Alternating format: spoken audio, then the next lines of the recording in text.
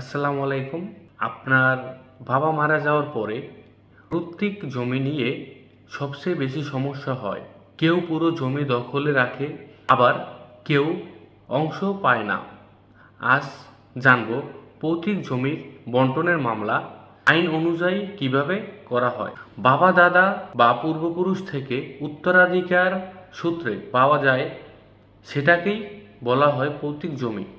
এই জমিতে সব ওয়ারিশের আইনগত অধিকার থাকে। যদি এক বা একাধিক ওয়ারিশ অন্যদের অংশ দিতে না চায়, নিজের নামে খারিজ করে নেয় বা পুরো জমি দখলে রাখে, তখন বণ্টন মামলা করা প্রয়োজন হয়।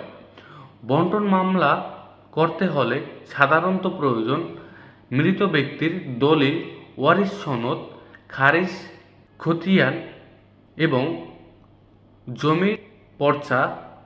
এসব থাকলেই মামলা শক্ত হয়। পৈতৃক জমি বণ্টনের মূল মামলা হল পার্টিশন মামলা।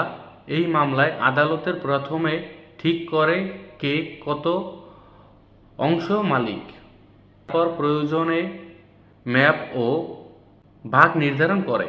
যদি কেউ পুরো জমি দখলে রাখে, তাহলে দখল সহ বণ্টনের আবেদন করতে হয়।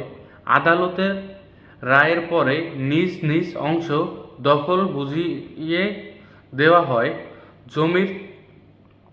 জমির মূল্য অনুযায়ী সহকারী জজ আদালত বা সিনিয়র সহকারী জজ আদালত পৈতৃক জমির বণ্টন মামলা হয়।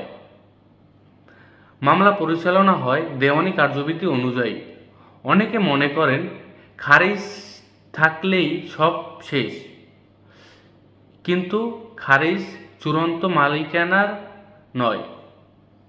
আদালতের রায়ের বণ্টনের চূড়ান্ত সিদ্ধান্ত দেয়। পৈতৃক জমির বিষয়ে দেরি করলে সমস্যা বাড়ে। যত দ্রুত সম্ভব আইনি পথে গিয়ে অধিকার রক্ষা সহজ হয়। সংক্ষেপে বললে, পৈতৃক জমি বণ্টনের মামলা হয় পার্টিশন মামলার মাধ্যমে। ভিডিওটি উপকারে এলে লাইক দিন, শেয়ার করুন এবং সাবস্ক্রাইব করুন। প্রশ্ন থাকলে কমেন্টে জানান। আল্লাহ হাফেজ। আসসালামু আলাইকুম।